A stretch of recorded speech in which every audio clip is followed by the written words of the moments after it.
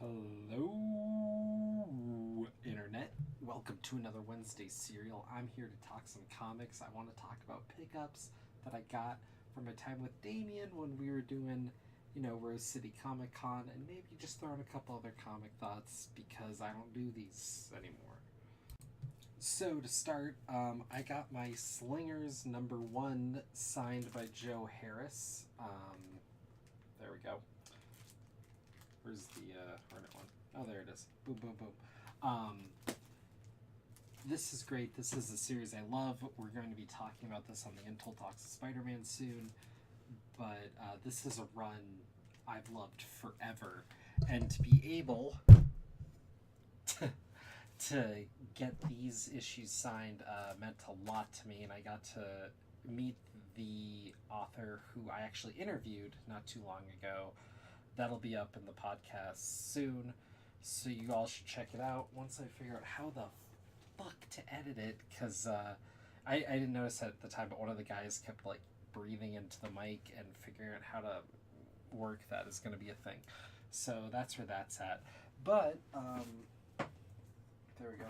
From Joe Harris, I also picked up this thing, Rock Stars, which in a panel I got to see one of the artists talk about how they were going about it, and what as she described herself as a goth chick, brought to it, and I think this is the kind of like culture and energy a lot more comics should have. And then I'm curious to see what the Snowfall is. So yeah, that was fun. And he at the booth he was selling these a little underpriced. I got both of them for $30, and this one alone sells for $20. So like, I don't know, like. The fact that he wasn't punching up the price at his booth meant a lot, where a lot of creators do that, and it was really cool to meet someone chill who was someone who's been in the industry but also not jaded by it yet. So that was cool. Just going right into it, I got Bendis to sign my Scarlet, and so did Malieve, so you could barely even see. So this is the new one. I didn't pull out the old one because I figured why bother, and got this signed. That was fun. But more importantly,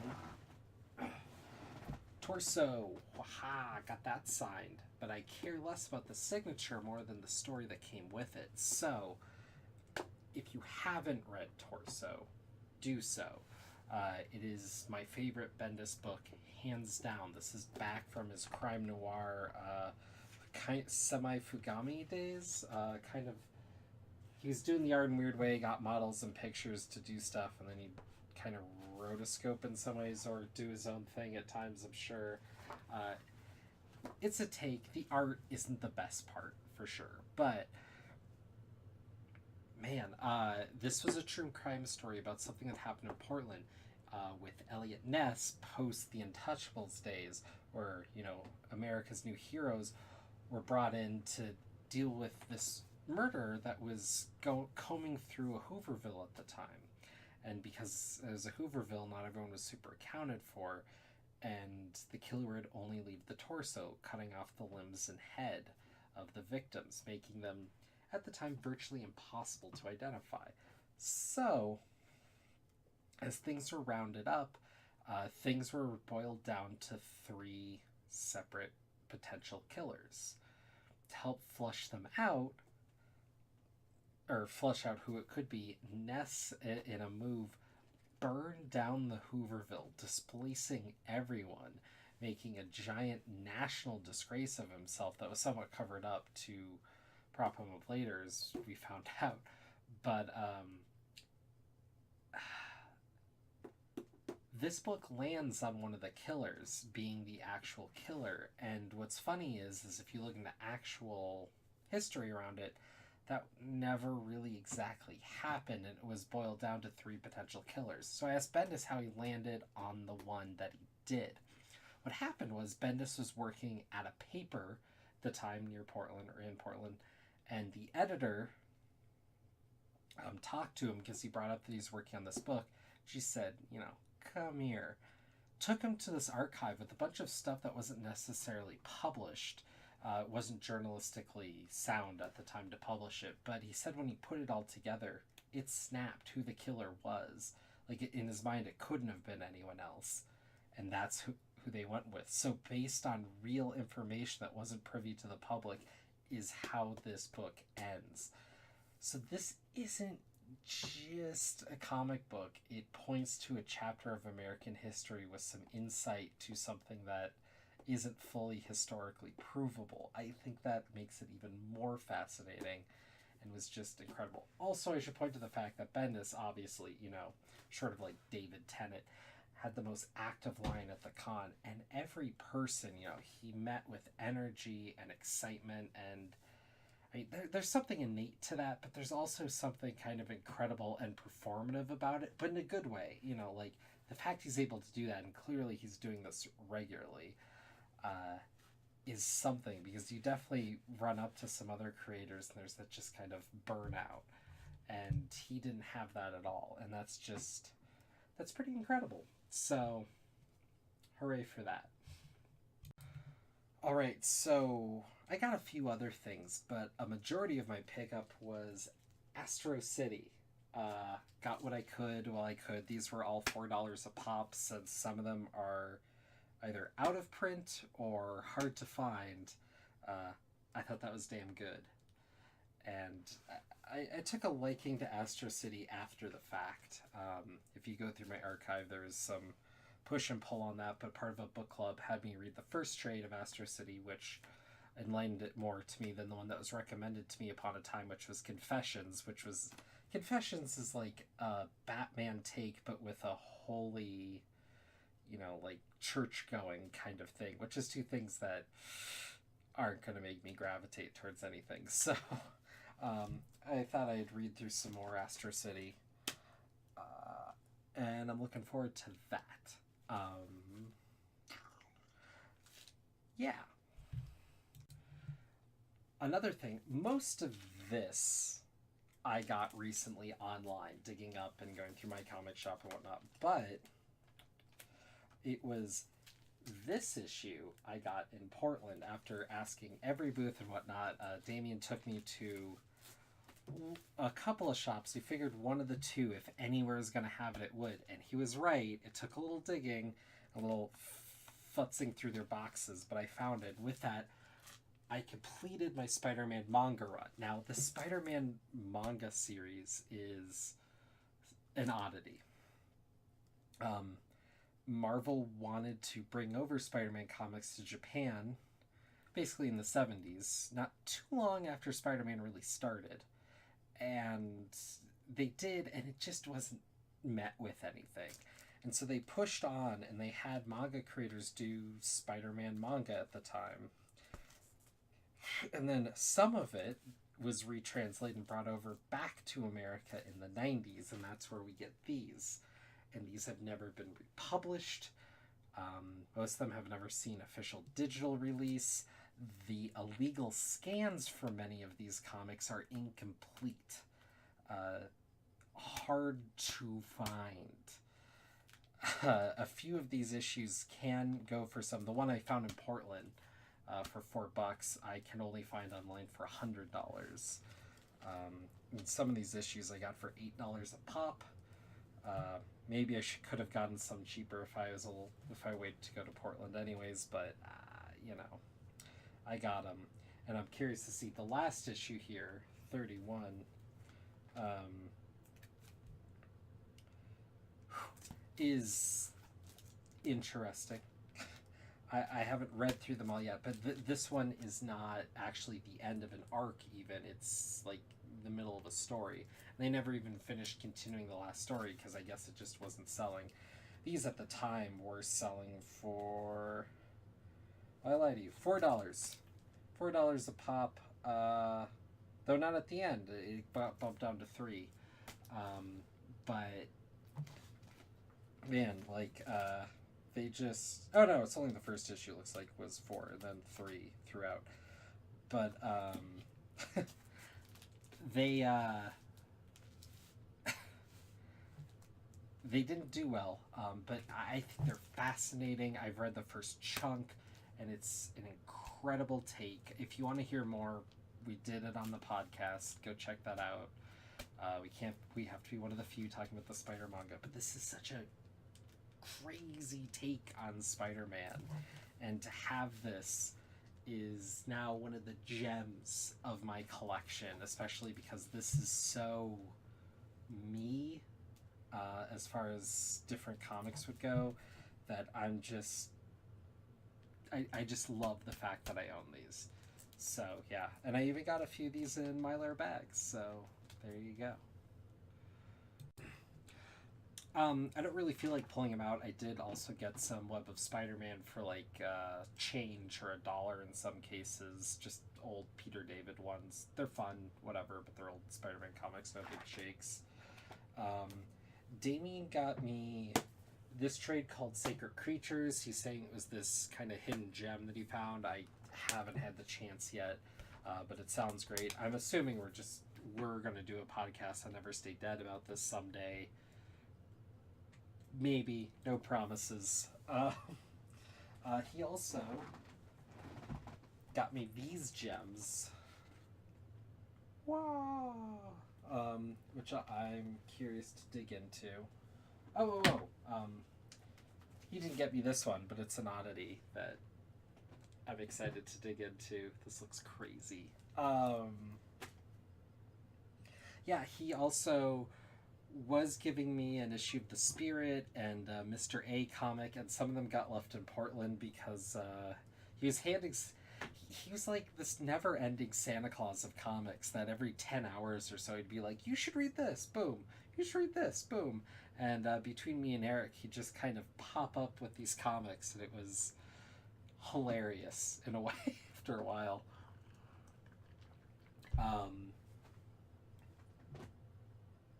Yeah, and he pointed me to this at the same shop we got that last Spider-Man manga, and it should be interesting. It's a Ditko Oddity Hoa H series. I assume this is going to be one of the harder ones to read, but some of the randomness, I'm kind of looking forward to it because this seems like pure crazy Ditko. And the more I dig into Ditko now, I got like a freaking textbook on Ditko. I got a couple other oddities earlier. Got a pile of Mr. A from one of his recent Kickstarters. He's an artist that I don't really enjoy to read his work, but I am fascinated by it. It's something very different for me, and different for most people, which I think is why it's so endearing in a lot of ways. And it's interesting because I believe a lot of people thought Ditko passed away years before he actually did, very recently. And now that he actually has passed, there's some buzz about it, but for a lot of people it just didn't fully resonate, I don't think. And I'm kind of curious to go back and try to see more about him and the era of comics that he's from. But what's fascinating about him is that he never really changed. A lot of his later work feels like the 1950s, basically. Men in hats, the way society works, absolutely no like cell phones or like technology past a point exists in his given worlds, which is doubly fascinating because he continued to do contract work throughout his life. In fact, there was an issue of, not the Boom stuff, but way long ago, I think when Marvel actually had it, he did a contract piece for Mighty Morphin Power Rangers back in its heyday, and he probably didn't care about it, and the comic was a throwaway. That had to look bizarre. I'd be curious to see if I could track that down for a song. And actually, at the con, there was a panel about Ditko in Remembrance, and someone had a page of his from Rom the Space Knight.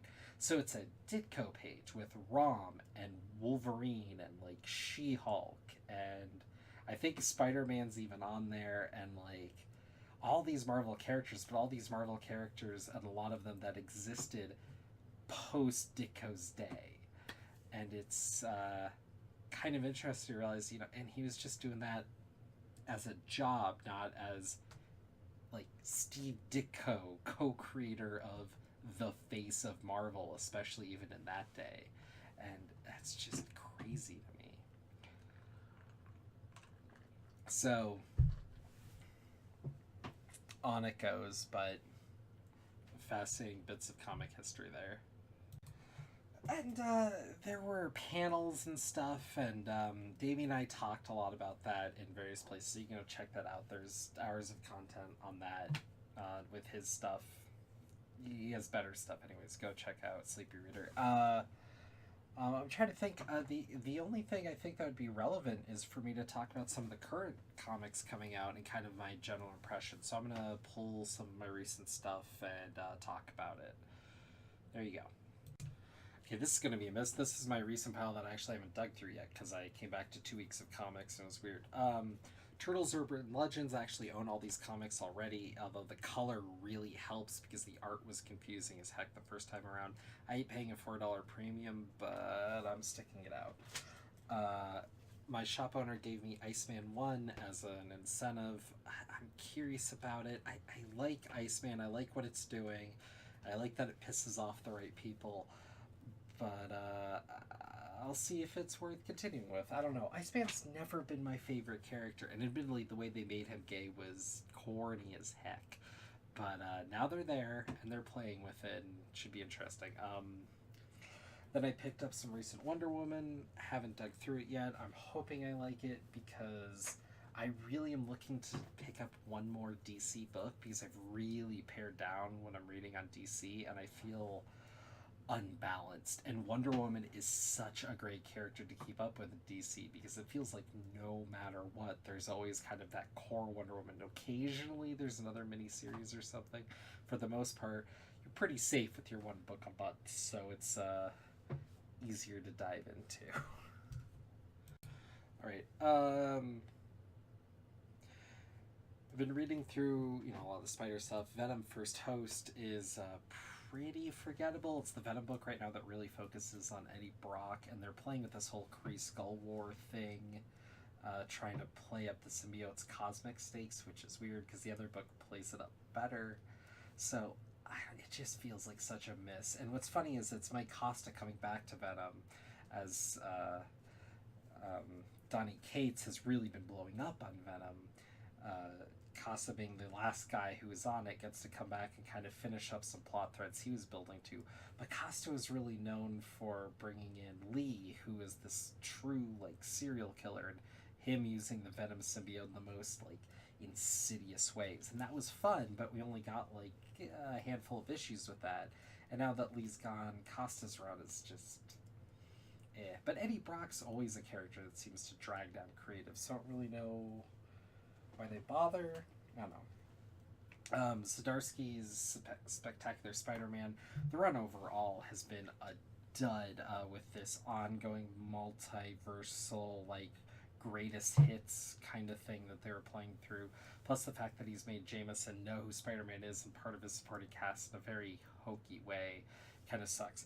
But these two issues of Sandman are interesting, though the second one, which is this most recent issue, plays with a Sandman from a multiple universe intersecting with our Sandman, and it's so sci-fi kookiness, and he has to work in his Marvel 2-in-1, and it's just too much. It is just too damn much. But the first issue of this was the most heartfelt of his entire run, I feel. So I don't know, but overall I'm really curious to see Zdarsky's swan song on the run, because it's him doing a full issue by himself, which I think should be the best. And then I'll be happy to see what's next. Next up is my absolute favorite at Marvel right now, which is Scarlet Spider. For the longest time was having the Slingers in it, as previously discussed. And now they're bringing this whole supernatural element. By supernatural, I mean the show. So it's heaven and hell, with the humans in the middle as kind of the ones who have to deal with their stupid bickering. And there's a twist that happens in this most recent issue that plays on some stuff that seems sensical for Marvel, and then is just the rugs pulled out on all the characters, and it's just such a great kind of totally Peter David reveal. And Scarlet Spider's just been a lot of fun. The only misstep I feel is the crossover that was forced on it. Paper Girls has been picking up for me a bit more lately. I feel like some of the character motivations and how they're playing with some of the sci-fi elements is finally really coming together to a more cohesive whole. I used to just wish that this story would be ending sooner and sooner, and now I'd be happy to see it go for a little bit longer yet, even. But I don't want this to be another great epic. I would like this to be a relatively shorter run still, because I feel like if it's a tight story, it will sing, and if it goes and drags on, it's just not going to play. Detective Comics has been fun. I like this. The whole setup for this issue is to really just give Batman a simple murder to solve, and it's going to blow up, but be a detective, which is nice. And then the whole play with the Bat family that's been happening prior, I think, is the best version of Batman we've gotten in a while, and I think plays up all the best points. So that's been fun to read, separate of the other nonsense happening with Batman. Spider-Man Deadpool is nothing but nonsense, and they're playing up for like the third time this idea that Spider-Man and Deadpool should be like fathers to some weird otherworldly being, and their influence is going to be like the good dad and the bad dad, and it is stupid. Spider-Man and Deadpool should never get along. Spider-Man should have enough moral character to hate someone who's a mercenary, and them working together just never fit. The Joe Kelly stuff was the only stuff that got close, and the book's been trash ever since, but I'm picking it up for some reason. Domino is a book. Gail Simone back at Marvel in a big way. I think it's been a really fun run. It's been expanding where I think Domino is in the Marvel universe. Whether or not any of that actually sticks is interesting, but it's really cool to see the character outside of Cable's shadow and X-Force.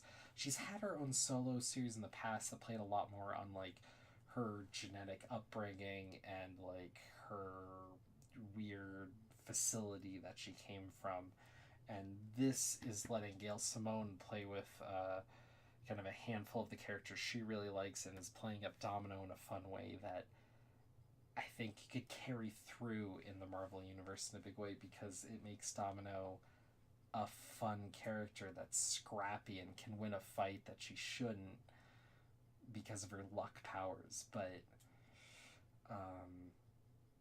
yeah, I think it's a fun book with a lot of potential, and I'm sad to see that it might not get the legs that it should. And then, Amazing Man. The switch happened. Spencer and Otley on the book. Look, Otley sure can draw, but you could definitely get a sense of Invincible in this, and I feel like in the last couple of issues he's kind of come to be doing Amazing Spider-Man as not the Invincible artist doing Spider-Man, if that makes sense. But always been good. I just feel like it's hit more of a line that makes sense for the book now. Spencer should have never been given Amazing Spider-Man. I feel like a lot was lost because Spencer started off the book like a bad improv partner. So much stuff Slott set up. Spencer just said no, but, whereas a good improv partner says yes and so like a lot of story is lost with MJ coming over from Tony Stark's place. I know Slott dealt a little with that, but I felt like there was some story to be mined there. Peter's job was just dropped with no kind of replacement, but he's holding on to a flat in Manhattan. Other stuff with like Aunt May and whatnot isn't happening, and we're 5 issues in, and already 2 issues pretty universally I've heard people say we're left spinning the wheels of this story, and now we're moving on, and we're kind of 1 story in, and there's going to be this mega spider arc happening, and then we'll see where it goes. And I really wonder how long Spencer's really going to be on the book, if he's not really just a placeholder for who's going to be the next real kind of run long on Spider-Man, because I'm hoping it's not Spencer.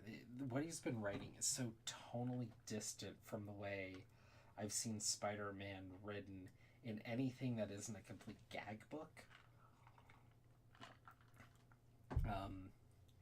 This book has had Spider-Man traipsing Tri-Sentinels down New York, blowing stuff up, being completely irresponsible. And I mean, that's to his story, but it's so haphazard that there's no other heroes coming in or nothing happening, or that there's no consequences for this, really. It just feels like a loopy cartoon where these things don't ultimately matter. And he's been playing on a lot of bad drama, but not in a melodramatic way a la Spider-Man, but just for like a gag. It's like a parody of Spider-Man is what he's writing, and it's just not what should be an amazing at all. I feel like if you really don't like Spider-Man, you'd love this run. It's such a weird, bad thing for Marvel to be putting out right now. It hurts. So yeah, I think that's it for now, but I hope you all have a good one, and I hope to chat more comics soon. Peace.